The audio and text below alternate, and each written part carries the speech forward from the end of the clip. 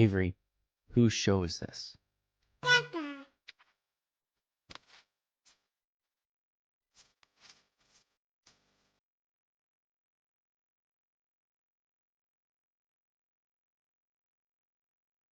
And we're live. Welcome, everybody, here to the Lakers Lounge podcast. I'm Anthony Irwin, senior Lakers insider, as well as lead Lakers content creator for Offside, joined on this fine Tuesday afternoon by Harrison Fagan. Harrison, have you been gripped by the World Cup? I know you're not really much of a soccer. I mean, you're not much of an athlete in any real sense, but like, do you ever watch soccer? What does it have to do with watching it? Well, because I was gonna ask, because a lot of soccer soccer is one of those weird sports that it's like, hey, Anthony, you're bad at budgeting. Have you been watching the World Cup? It's no, those you know. I feel like there's a lot more carryover in people who played soccer and their interest in soccer in this country than in football. Like the okay, first of all, how dare people you? Who play I was the starting center defender for the AYSO Spring Select team when I was I don't know, 9 or 10. So I don't know. Does that make me a bad athlete?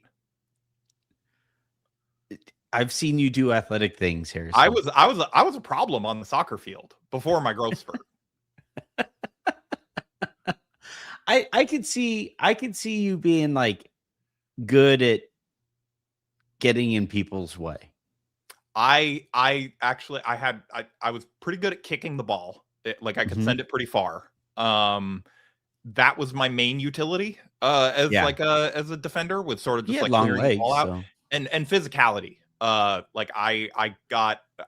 This is a whole other tangent, but I got kicked out of multiple games for fighting. At 9?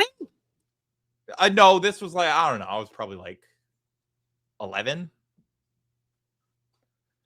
That's crazy. I had a bit of a temper problem as a child competitor. I was out there making Wemby's elbows look tame. Harrison, how dare you even mention that? It's besmirching of his character to even mention that on several occasions he tried to injure players. I did enjoy yesterday somebody tweeting out there look, Wemby was at the hospital visiting sick kids. This is who you're bullying online for being a dirty player, by the way. It's the same bullshit of those are different things. Those are different areas of life. It was when they would be he's sort of a poor loser. I wasn't saying that he doesn't ever do anything nice for children. All right. Well, really quickly before we dive even further down that rabbit hole, if we choose to, today's show, as always, is brought to you in part by Prize Picks. Use that promo code HMA and get $50 worth of free lineups when you sign up. Use the code and make a $5 lineup of your own. I personally have really enjoyed picking various sides and players in this World Cup. It has made this whole experience that much more fun. Well, it was a lot less fun when Spain 0-0 drew against Cape Verde, which was just you monsters. Farron, you're never seeing the gates of heaven. But other than that, it's been great, honestly. So check that out. As always, please hit that like and subscribe button. Turn on notifications for the show as well as YouTube. Tell your friends about the show. Tell your enemies that you hate it. And then if you guys are listening to the show in the morning via podcast, please hit that subscribe button wherever it is that you get them, preferably on Odyssey. But I truly do not care where it is that you listen. Also, rare quick shout out here. Today is actually my wedding anniversary. So, Jen, there is absolutely zero chance that you are listening, but just in case, the autoplay feature on your phone malfunctions and the podcast starts, happy anniversary, babe. All right. So today on the show, I have noticed, and I've talked about this on the show as well, but I've noticed a bit of a debate pop up over Jalen Brunson's contract. and the impact that it might have across the rest of the league as this CBA has fully taken hold of the NBA. And so some people are saying, I've noticed, I think more specifically, obviously, all due respect, but Joel Anderson, your tweet popped up and called it pro owner propaganda to mention that superstars should take any kind of a pay cut. I have seen, I believe it was Ethan Strauss, argue for the pragmatism of these pay cuts. And then there have been takes kind of within that spectrum. I truly do know, I don't know where I land on this spectrum. I think it oscillates. I find myself all over the map on this subject, but I do think it's an interesting subject and one that NBA fans specifically should be at least as informed as they can possibly be about. Um, at least for the reasons for it now compared to the arguments for it, in prior years. So, Harrison, have you noticed this debate? Where do you find yourself sitting before we dive into the minutia of what makes the debate different now versus 10 years or so ago? Yeah, I mean, I find myself on the side of, guys should obviously do whatever they want. I mean, it's their career, it's their money, it's their bank account. If you want to say I am prioritizing getting the max possible value that I can for my services, I can't really be mad at you for that because it's like, hey, that's what most people would do in your situation. But Mhm. it doesn't mean that you are like a bad person or like less of a star or so for doing so. But I think Yeah. where it is fair for us to completely point out is that, it does make it easier now under these rules for teams to build winners around guys that do take that pay cut. So, well, I don't think that, it's like I don't think that it's totally fair to just be like, oh, so and so selfish for taking the max possible value for themselves. I do think that we can still point out that, hey, just again, like for example, like Luka is obviously worth a max contract by any definition. But, would the Lakers have an easier time building under the second apron if Luka had taken like a Jalen Brunson style cut? Like probably. Is that the right thing to do? Is that something that we should be arguing for? Like, hey, Luka, you should like save the owner's money. Like, I still feel, even with the new rules, like kind of icky about that because, Yep. eventually it is like we can say that there are basketball reasons for it, but the basketball reasons only exist because the owners didn't want to have to get shamed for not paying into the tax. And so it's a really complicated issue. But I land more on the side of like I don't have any problem with like fans wanting their guys to do that. Like I don't think that that's wrong and or to celebrate it when it happens. But I also, again, like I can't judge guys on like a personal level for taking what the market says that the value of their services is. I think there are several things going on at the same time in this discussion. And the factor that I don't think gets brought up frequently enough is the role that the players and the players union had in this current CBA. Very fair And point. I think that when we talk about, fans now asking or demanding or requesting whatever verb you want to use there, players or superstars to take less so that their team can be better. That has always kind of existed. There's always been a bit of a tension between fans and athletes and the amount of money that those athletes make.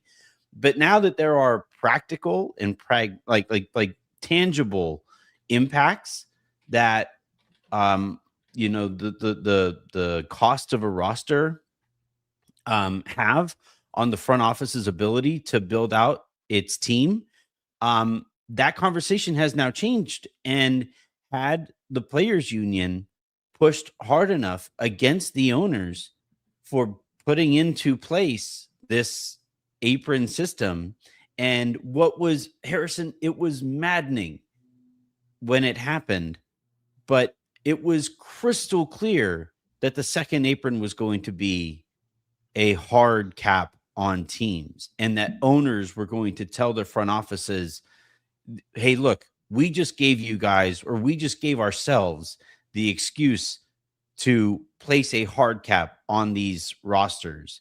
And extremely obvious the day the rules came out. It was within the first thing I saw was like, this is, why did you do this? Yeah.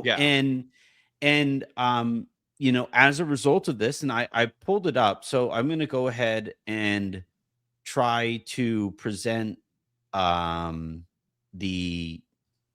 rules of this apron. Okay, so this is where it's important that fans understand the impact that this has on, and we don't need to go too deep into it. The one that faces the Lakers probably most likely this year is the first apron rules, and what you are immediately hard capped at the first apron if you do some of these things. So if you acquire a player in a sign and trade, you cannot go beyond the first apron. If you use a pre-existing trade exception, you cannot go beyond the first apron. If you take back more money in a trade, you are then hard capped at the first apron. And if you sign a player waived to the regular season who had a salary of 12.9 million or more, that also triggers a first apron hard cap. You cannot use a trade exception created from a new trade and go beyond the first apron. And you are only allowed to use the $5.2 million mid-level exception and stay or go beyond. Or no, you were not allowed to go beyond the first apron if you signed somebody to that 5.2 million taxpayer mid-level exception. The second apron gets even more strict if you go beyond it, right? You can't acquire a player in a sign and trade, all of the other ones that you weren't allowed to do with the first apron stuff. But you have a first round pick frozen if a team would. Oh no, all right. So these are the rules that were made like back when the CBA was put into place. But if you stay above the second apron for more than like 2 out of any 3-year stretch, you have a first round pick frozen at the back half of the draft. If you go above the first apron or the second apron, you cannot sign a player who gets bought out at all. If you make any trade whatsoever and you're above the second apron, you have to send out less money than you take back in. So like the point of this discussion isn't necessarily just to go through these rules and present them in this super easy to read graph that the NBA made for us. The point of it is just to isolate the differences and the impact that the CBA has had on this discussion. Because look, when NBA players before, like cheap owners have always existed. And if a superstar played for one of those cheap owners and that owner wasn't willing to go above the luxury tax to build a good team around that superstar had every reason in the world at that moment to just demand out. Just demand a trade. You are never going to compete for a championship so long as you have an owner who was not willing to pay luxury taxes under the prior CBA. Now, if you have one of those cheap owners who still exist, that cheap owner can go to that superstar and say, look, we would love to go into the tax. We would love to be able to do some of these things and go above the first apron or go above the second apron. But unfortunately, our hands are tied. I'm just so sorry. And it's disingenuous as hell. And at the end of the day, like if you're that superstar, you should have had CJ McCollum and Grant Williams negotiate harder. Yeah. This is your fault. Well, but like I just wish you believed in you as much as I do. Right. And like what players, earned by way of signing up for the system, right? They were allowed to invest in gambling companies. They were allowed to invest in marijuana companies. And the thinking then, according to the people that I've spoken to, when I ask, like, why did you do this to members of the players union, that their response is like, look, we gave up some potential earning by way of NBA contracts, but we opened up potential earnings by way of other investment opportunities. And that to me feels like some galaxy brain stuff where you are not keeping the main thing. But at the end of the day, I'm not going to tell people what to do with their money whenever they earn it or however they earn it. I will, however, say that, okay, you better make good on those investments, because what we've seen ever since then is hardline negotiations between teams and superstars, right? Like we saw with Paul George and the Clippers. We have seen teams, treat not just the second apron as their de facto hard cap, but oftentimes the first apron, which puts those teams at a severe disadvantage. And now that we have seen Jalen Brunson's Knicks be able to surround him with Karl Anthony Towns making the amount of money that he does, with OG Anunoby making the amount of money that he does, and Mikal Bridges making the amount of money that he does, and they've been able to keep that core together. It for a player, like I've seen, I don't know if you've noticed this, but like Jalen Brunson has now all of a sudden joined conversations with like Kobe, and I saw Bill Simmons say that he is now better than Steve Nash, and that he is now better than Jason Kidd, and he is now better than Luka and stuff like that. And I think that kind of the Kobe stuff is just outright insane. Like when I see those comparisons made, it's like, okay, yes, Jalen Brunson makes jumpers late in games. That is the extent of the similarities that he has with Kobe Bryant. But like the as far as like the players, some of the work ethic and the seriousness stuff, like, I mean, let's not like again, I don't think that they're very much like similar basketball players, but you can tell that Jalen like went to the school of Kobe in terms of like how he conducts himself. Yeah.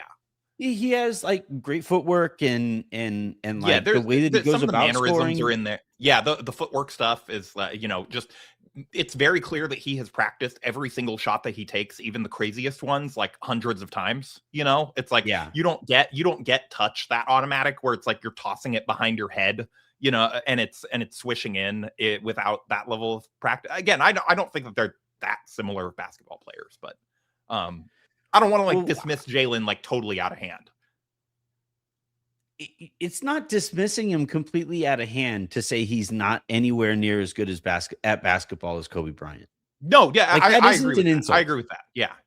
I just thought that you were saying like they weren't even remotely similar at all. And it's like, no, I mean, there's some similarity. You can see the influence coming down. I'm sorry. I'm arguing with you for no reason, but but all right. So, but like the conversation though about like some of the players that Jalen Brunson has leapfrogged, and like his caliber of a basketball player being on the level of, Luka and Nash and Kidd. Nash, I'd be willing to hear out, honestly. Like, I think Nash is kind of overrated, historically, but as far as like Jason Kidd goes, that's a tough one. Luka, I'm not really willing to put Brunson on Luka's level as a basketball player, but it should be noted that if Luka took less in his extension, as much less in his extension that's about to kick in as Jalen Brunson took in his extension that is already kicked in, you would be able to put a more talented roster around Luka Doncic. And what I would say, though, I think a critical part of this conversation about, pay cuts and all of this stuff, what I am not arguing for is for that player to take less and for the owner to pocket the money. If the superstar in question here takes less and the owner fails and the owner's front office fails to build the roster that superstar took less to build, then that superstar again can hold that owner to account and be like, all right, get me out of here. I took less to be able to compete for championships here, and you weren't able to put me on a team that will make good on that. and that's and I been the think lack that of trust between LeBron and Rob Pelinka. I think it also is important to point out here, like the difference in Luka and Brunson's situations. If you're Luka, again, I see what Concrete Table is saying about like the difference. It like Brunson took the max, that he could take at the time, basically, and and could have gotten more had he waited. I think that's sort of, to me, I understand what you're saying, but it's a distinction without a difference, because like Luka wouldn't have signed the earlier extension that was worth less, just to do the same thing. It's like Brunson, and it's not like the Knicks wouldn't have offered Brunson that the max amount this summer had he not taken that sort of earlier extension, or whenever he was going to be up. I think it is a real sacrifice, and I think Brunson does deserve credit for that, and like putting winning above all else.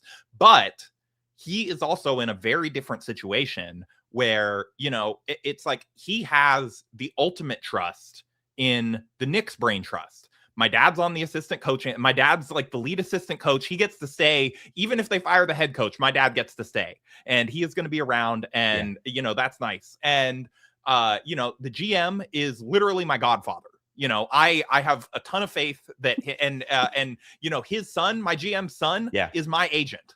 Like this is a family business, and I have the utmost trust in all of these people that they are going to do their absolute best to do right by me. And I trust their basketball vision because I've known them for forever, and I trust that we see a lot of things the same way, and I trust that they know ball.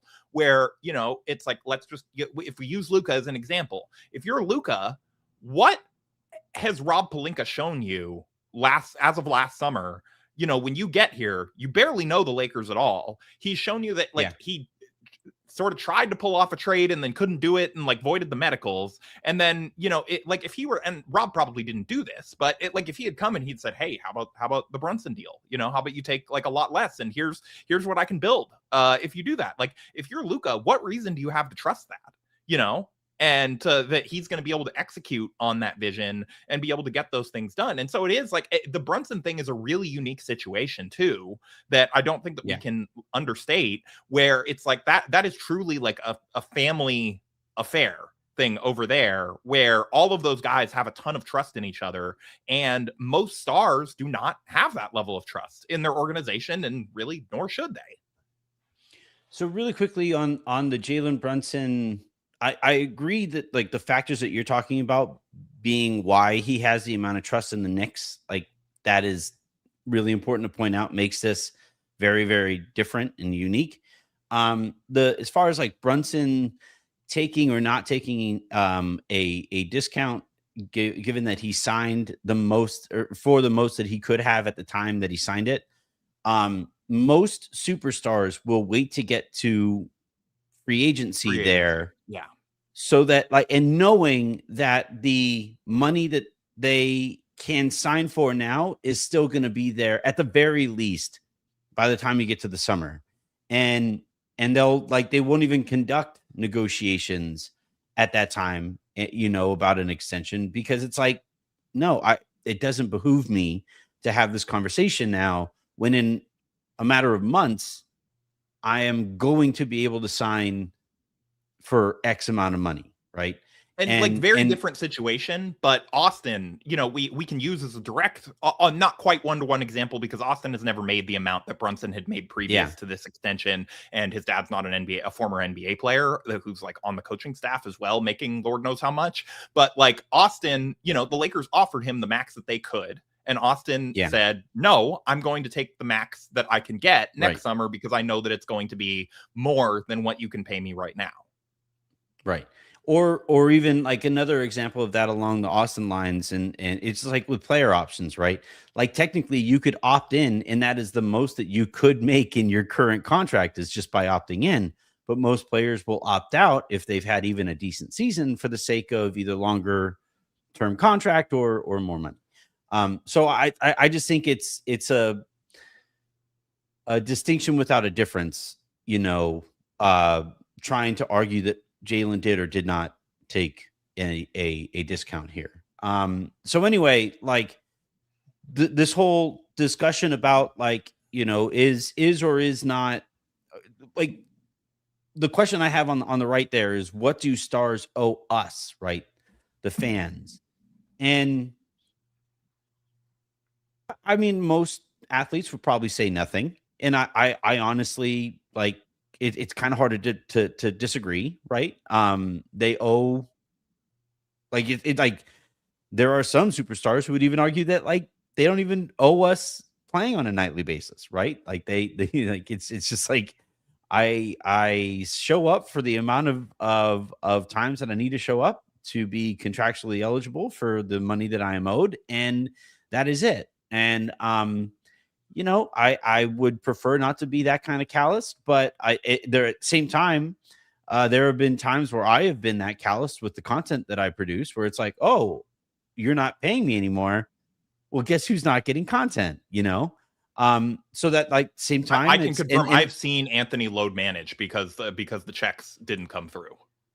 Yeah, I mean, like, and at that point, that is affecting the listener, right? The audience. I don't like calling people fans, but like that does. Right. Like, well, that's the apples to apples comparison here. And to me, I think I owe the audience honesty and a regular show, a show of a certain caliber. And and at times that means going above and beyond, like during this time of year, the occasional extra episode or something like that when something breaks. But then it also sometimes means in like the middle of August, all right, I'm going to take this Friday off or this Sunday off or whatever, and that's I think something of an agreement between myself and my audience. Now, there are some creators who don't take those extra days off and also produce, and they have larger audiences. And that's a trade-off that I am aware of that I'm making. But as far as like NBA superstars and what given how much more money they make than us, I would argue that perhaps they owe a little bit more than I owe my audience, right? And if I'm it, I think also part of this is how the athlete frames their intentions and their priorities, right? Like if a NBA superstar tries to tell us that their absolute utmost priority is to win championships, and then they go out and they sign a contract that pays them $70 million per year compared to comparable players to their level who are making half of what they are making.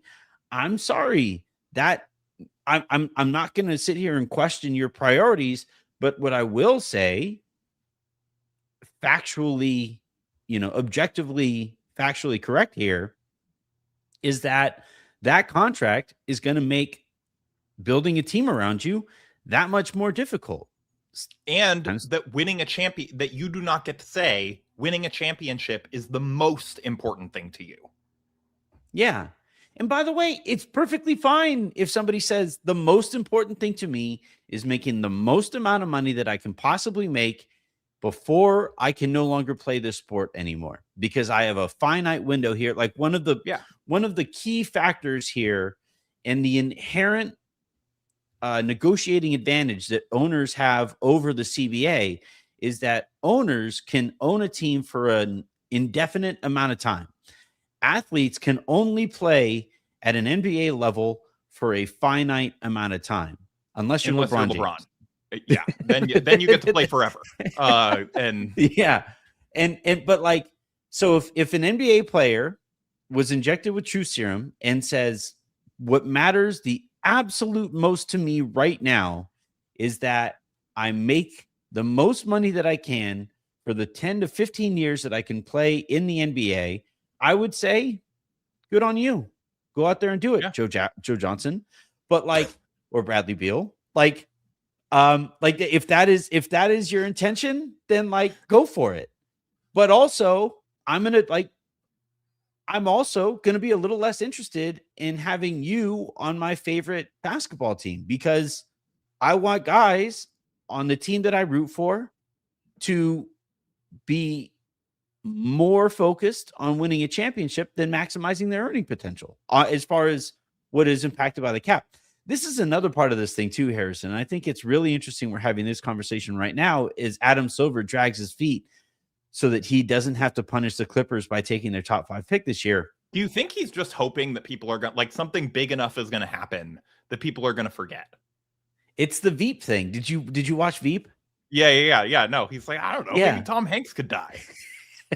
Exactly. I shouldn't say that. Toy Story 5's dropping right now. Like, that's. I'm sorry, Tom Hanks. I hope you live forever.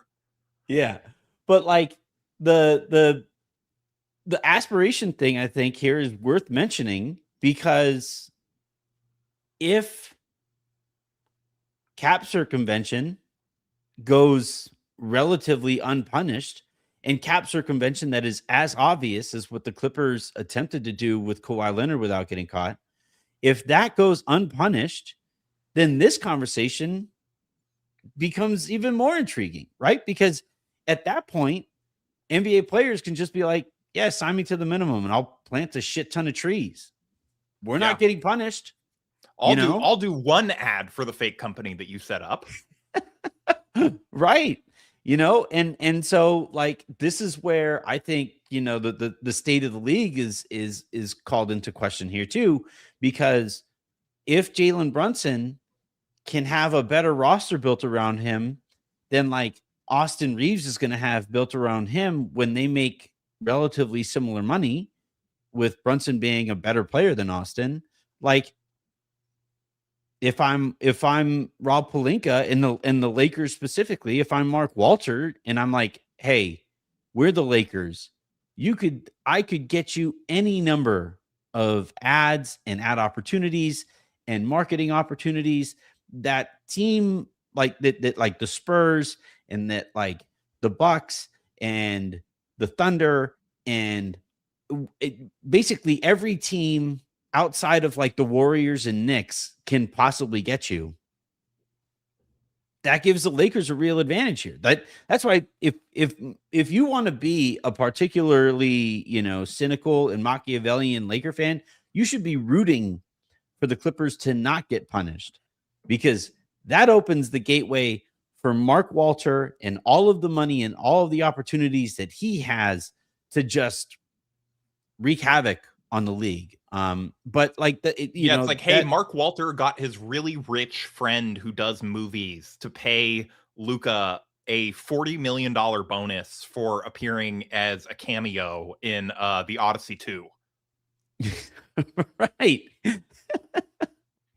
Who would Luka be? Who would be a fun character for Luka to be? Luka plays one of the Giants. They just don't do CGI. They just actually hire NBA players to stand next to the actors so they look like that much bigger. That works for me. Matt Damon's like, that's like the biggest guy I've ever seen. I can't fight him. Honestly, like, I miss the yesteryear when that used to be a thing. Like, they used to just bring in giant people, but pre-CGI, and it would be this like practical effect. Andre the Giant, right? But anyway, the like, that's I don't know. As far as like this conversation and whether I'm comfortable telling a player, like, are you comfortable telling a player to take less? No. I mean, like, personal, like, I'm gonna go up to Austin Reeves' face. No, and be like, hey, like, I mean, like, arguing on a stupid show like this, like, yeah, no, like, I get kicked out of summer league for just like running up to Austin, being like, you don't understand the second apron penalties. Austin, if you could just listen to me for like 5 minutes, I can make a pitch on how much more help you can get if you just take a little bit less. Okay. He's like, I just listened to this from Rob and it wasn't very compelling. Yeah. No, I think I want to circle back because, like you said, what if stars owe us? And I think that is like sort of an interesting framing there, because, you could say, like, I'll just use an example that's like not even related to the Lakers, so that like no one like sort of is like is in their feelings about it or like feels a certain way. Like, so if you're Kevin Durant, do you owe the fans anything? Like, not really. You know, you don't owe the fan, like, you don't necessarily, like, you don't have to do anything specific to make people like you, or to make people, like, want to follow you from team to team, or to make you like it's someone's favorite player or whatever. But if you don't do those things, don't be surprised, you know, at the end of your career, when Yeah. you're sort of like a man without a country, you know. And that's like an Yep. extreme example of this, where it's like, you know, you can tell KD sort of grappling with, like, wait, why does nobody like me? And it's like, well, you've sort of picked me at every single opportunity, and that's within your right to do that. And, you know, and to do those things and to comport yourself that way. But, like, you know, and to, like, talk down to the fans and, you know, tell everyone that they're an idiot all the time and whatever. But it's like, when it comes, like, that's the reason, you know, ultimately, that you're never going to be as beloved as somebody like a Jalen Brunson, or like a Steph, or whatever, a guy who, like, just sort of always tries to do the right thing, quote unquote, by his fans, and inspires a lot of loyalty in that way. And so, Yeah. again, like, you know, they don't necessarily, it's like Austin this summer, he doesn't owe the fans anything. Like, I totally understand if he wants to get the most amount of money that he can possibly get. But you know, the reality is that we have to acknowledge the reality. Like, it doesn't become like we're, like, caping for billionaires or whatever, that we're acknowledging the reality that, hey, if you pay Austin $43 million, like, that's going to make it a lot harder to build a contender around him and Luka. And that's not to say Austin's a bad person if he takes that, or that he shouldn't be agitating for every penny that he can get. But there are rewards and trade-offs for every single decision that you make individually. And, like, I think it's just important for us to be able to talk about that honestly on a case-by-case basis. And so, you know, we can say that, you know, hey, like, you know, just, like, again, like, I wish star player X that plays for my favorite team would have taken a little bit less. And, like, that doesn't mean that you don't think that, like, that person's valuable, or that you don't like them, or you think that they're a bad person for getting the most money that they possibly could. But you are acknowledging a reality. And again, it's like, you know, the owners, yeah, like, the owners are billionaires who, like, we don't necessarily have, like, any great allegiance to. Like, I don't have any, like, super fond feelings towards Mark Walter, and I'm like, man, I'd just like to save that guy some money, you know. But Yeah. it's a reality of the, like, CBA, that these are the things that, as fans, like, we are forced to hope sort of for these market inefficiency. And it's the most insidious part of why the owners put it in there. But I also don't want to act like the players, like, we're, like, asking them to play for poverty wages either. You know, it's like Jalen Brunson is going to be just fine on his, you know, discount deal, and be totally happy. And he's going to be a legend in New York forever. And it's like, can you put a price on that? Like, probably not. And so it just depends on what you value. Do you value getting the most possible money that you can up front, or do you value, like, sort of potentially being like, having the upside of, hey, if I do win this championship, like, fans are like, I am going to be fans guy. Like, they are going to love me forever. Fans are going to build their own Imagine, like, statue of me without permits, like, outside MSG before the Knicks are even allowed to, you know. Like, it's yeah. just, you know, like, that's just sort of the reality. Is like, you can decide what is important to me. Like, is it getting the most possible money, or is it being beloved? And those aren't necessarily mutually exclusive, but taking the less money could make the second one a lot more likely, because people are going to remember that you did that. They're going to be like, hey, that was not just that Brunson led you know, if I'm a Knicks fan, it's not just that Brunson led us to that title, you know, and played amazing during that playoff run, but it's also Brunson is the reason that our starting five is incredible, because we were able to pay all these other guys, like, Yeah. like, out the nose, to get them all on the same team and still have our like, roster building options available to us. Yeah. It's, you know, the whole concept of, like, how will you be remembered, and the impact that you have on fans, and how you want to be seen by fans and stuff like that. That's this very fickle notion, because how fans feel about you is a very fickle thing. Like, I'll never forget Lakers fans booing Kobe in on opening night after he demanded a trade, and then by the end of that game, chanting MVP for him. You know, And again, this is maybe controversial, but, like, fair enough. If you say, I don't want to be here, fans are allowed to not like that. yeah. Well, and like, that's kind of my point here, is that, like, we and athletes can't control how a fan is going to react to every new development over the course of your career.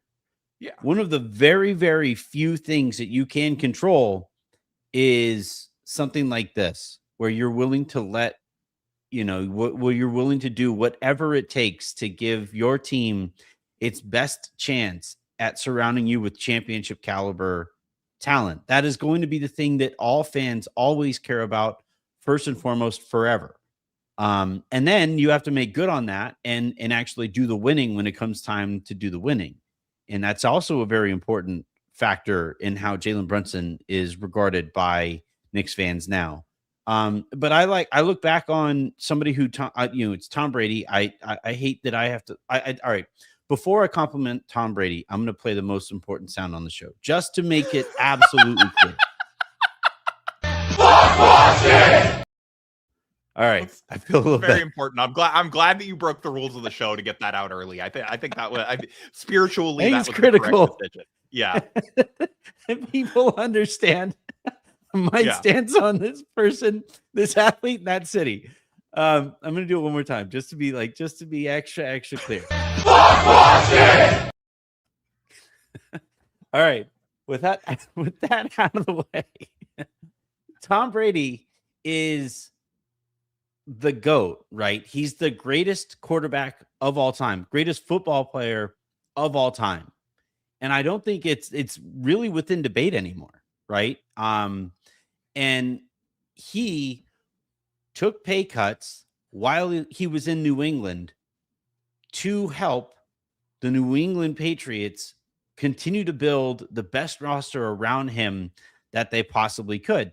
Now, eventually, the trust eroded there with him in ownership, and the relationship soured between him and Bill Belichick, and he eventually left. And when he left, Boston fans were perfectly within their right to ask, wait, why are you leaving? What is going on here?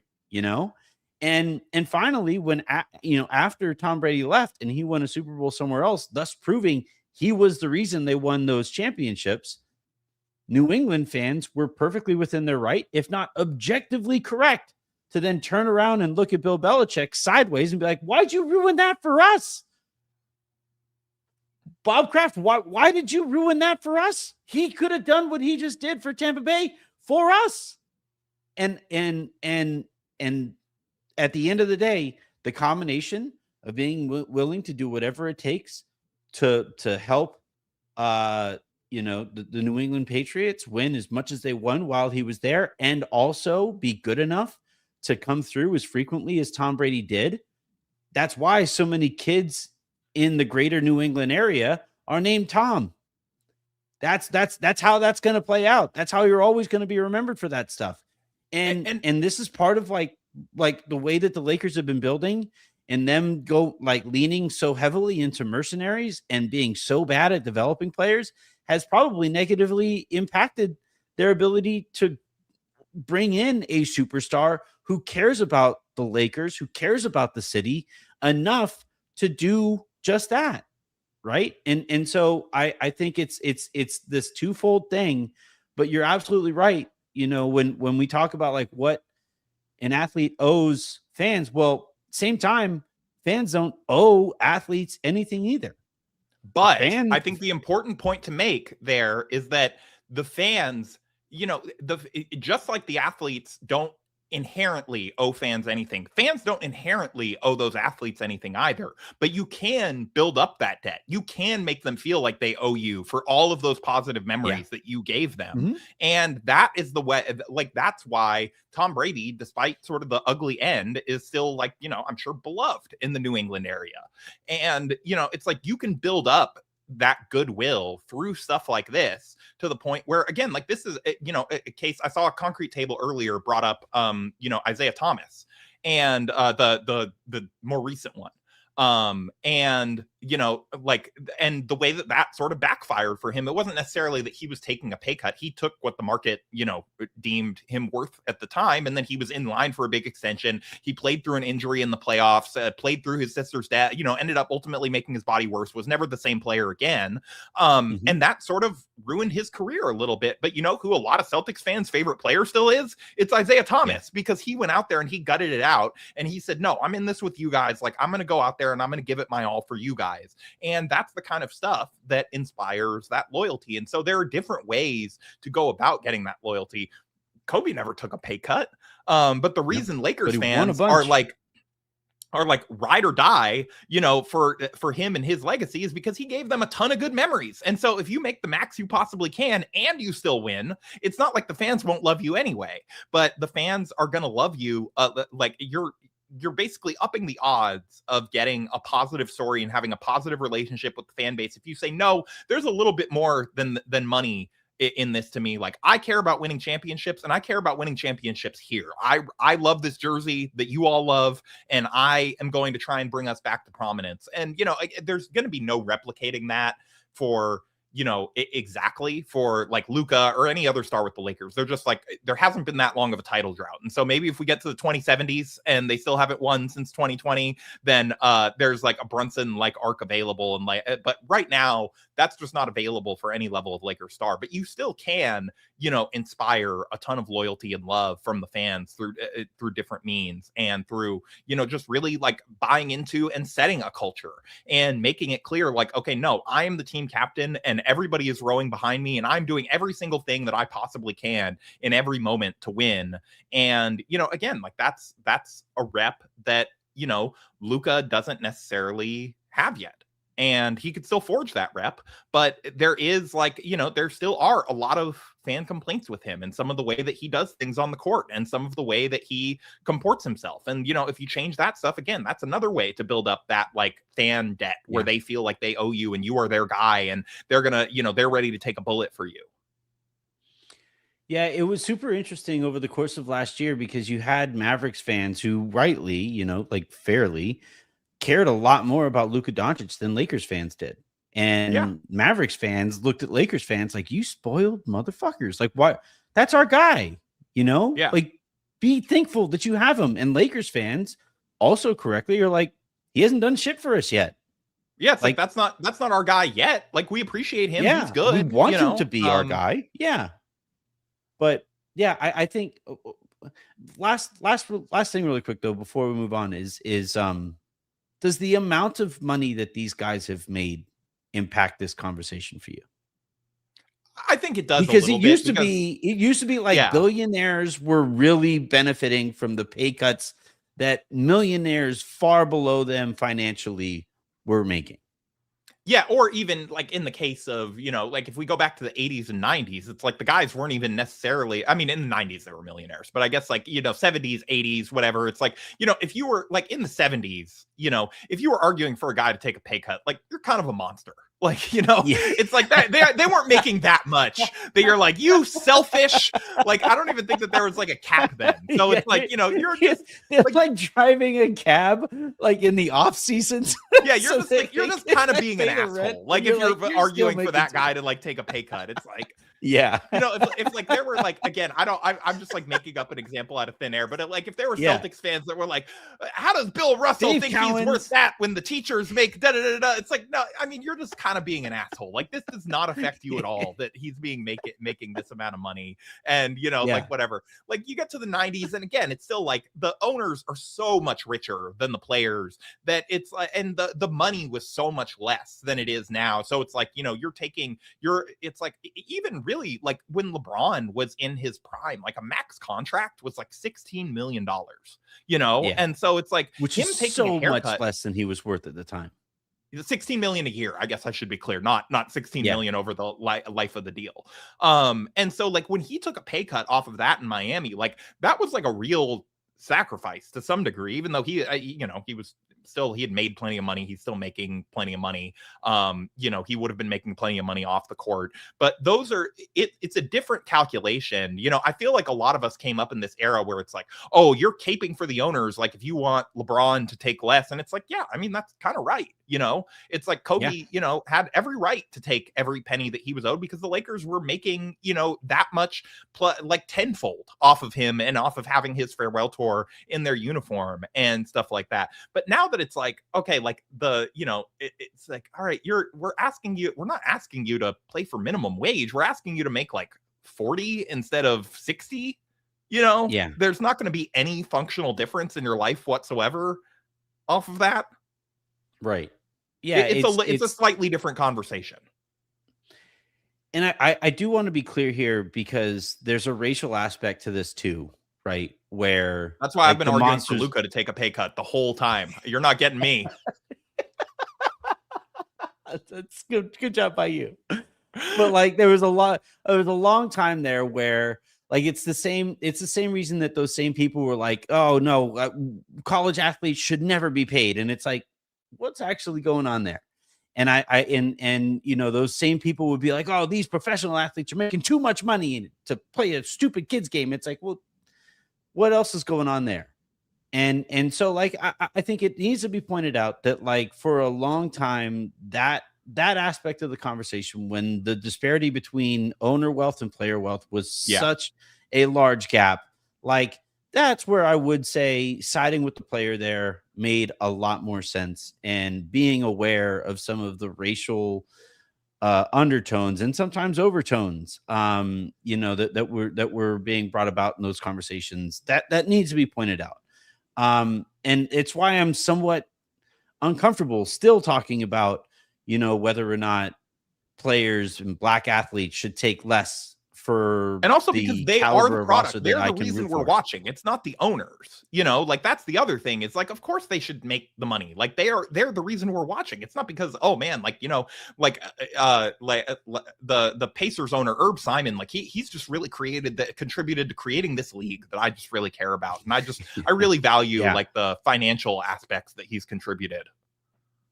Yeah, and so like the at the end of the day though, like with like this aspect of the conversation, if a NBA player clips this out and says, look at these two white dudes, even though Mexican guy over here, but like, look at these two mostly white guys talking about us making less money. 75% white panel. Yeah. Right. It's like Blazing Saddles, not to give away a family secret, but my mother was a Dutch. But like, if an NBA player was to like, you know, single out this episode and be like, see, this is the problem, you know, to a certain extent, it would be like, yeah, I also would be frustrated with that aspect of this conversation over the last however many decades, because they have been treated really poorly at times by the public and stuff, and that does suck. But through those negotiations and through those sacrifices and through growing the league, you have now arrived at a point where Devin Booker's current contract, that I think just starts this year, is going to be worth north of $60 million. You know, and it's like, and Devin Booker's like what, like the 25th best player in the league, right? And if Devin Booker had like, you know, and part of the reason that Devin Booker makes that amount of money is to resign in Phoenix after like, well, like part of the reason though is that like, you know, he stayed in Phoenix after they tore down the Kevin Durant, Bradley Beal experiment, and he committed to that organization longer term. And fine, like if that's what you're paying your guy for, to stick around for that, then fine. But I also think, and I'd be curious to see if this conversation has taken place very much in Phoenix, but would you be better off just fully embracing a rebuild, trading Devin Booker at that amount of money, and taking it on the chin for a couple of years and then bouncing back by the time probably Devin Booker's contract is up? I don't know. And like, I think the reason that they're not arguing for that is because, again, it goes back to the building up goodwill. Devin Booker is their guy. True. They have watched him grow into a player from a rookie that like sort of no one really, like, it was not very heralded. I believe he came off the bench at Kentucky. You know, again, this was not a guy that people expected to be like a superstar, fringe all-star type guy. And he has stayed there. He's talked the entire time about how much he loves Phoenix and wants to stay there. That's that's how you build up that goodwill bank with the fans. And that's why that, like, no, there are no Suns fans being like, oh man, I can't believe we gave Devin Booker this bad contract. That's like NBA analysts in general that are like, oh, that's like kind of a rough deal. And I don't know where the Suns are going and whatever. But for Suns fans, they're like, no, that's our guy. Like, we're building around him. Like, if he wants to go somewhere eventually, like, we'll send him to a place that he wants to go. And again, you know, you flip it with, like, that's how Milwaukee fans would have talked about Giannis for a long time until he started, you know, flirting with leaving every single other year. And now they're kind of like, okay, yeah, I'm kind of over this. Like, you've burnt off a lot of the goodwill that I would have had for your next deal. Right. And so like I guess like without diving headfirst fully into these guys' pockets, I just think that at the amounts of money that they're making, and now granted, at the amount of money that they're also generating, that money has to go somewhere. And I'm not arguing for that money to go into owners' pockets. I'm arguing for that money to be spread across the rest of the roster to give superstar X a better chance at winning a championship. And given that Jalen Brunson did just that and won a championship, that is one of the top conversations that's taking place around the league right now. Is like the greatest market inefficiency that we could possibly find right now is a max level player who is willing to think of this thing like Jalen Brunson did. And you think all the other bad owners are like, man, you know, Dolan had such a bad rap for so long, and like he just got Brunson. Like if I just get a Brunson, like the whole city's gonna love me too. I can flip my whole narrative. Like the whole time, like Knicks fans were like terrified that Dolan was going to screw this up. Did you see the report from June Lee today? Yes. Yeah. No, and it's funny because like it's funny to hear Knicks fans, that from Knicks sources where they're like, Dolan got distracted by the Sphere, and that's why we have a good basketball team now because he wasn't meddling. Because there had been like so many people to be like, that's sort of my theory, and to have like it even in the building, some of the people that he's employing were like, yeah, no, it's kind of good that like he has that like shiny new toy to play with. He's not coming into my office and being like, are you sure we can trade Cam Reddish? So this whole time, all that Lakers fans needed to do was for Jeannie Buss to get a hobby. That's it. That's what we needed. I mean, she tried. None of them were that successful. That's also true. She was like trying to finance movies and stuff, and it's like they just didn't do well enough to just try like getting the Netflix show going. You know, it's just like none of them took off like the Sphere has. Yeah. Well, this has been fascinating. I'm looking forward to the comment section on this one, to see where we arrive at here. I mean, I've already been called a libtard once, so I'm surprised, not surprised, I guess, to see that word thrown out here for like showing empathy for the racial discussions over the years. But that said, I also find myself siding selfishly. It needs to be pointed out that I do better financially when the Lakers do better as an organization. So I probably should have made that as a disclaimer earlier in the episode. Take a pay cut. Anthony needs the downloads, please. Look, I'm not going to turn him down.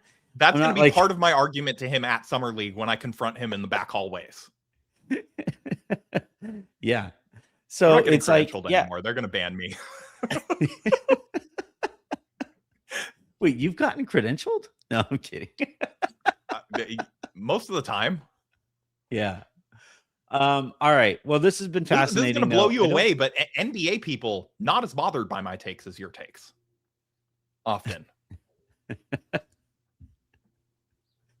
Is it because my grandma was a Dutch?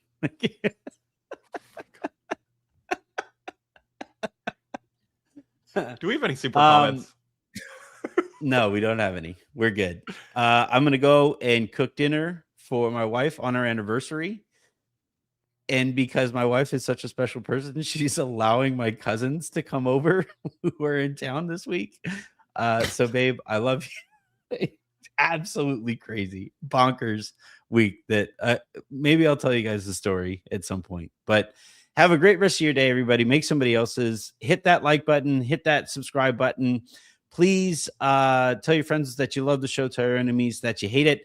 And until the next time you guys hear from us, I'm Anthony Irwin. That was Harrison Fagan. Have a great rest of your day. Make somebody else's, and we'll talk to you tomorrow.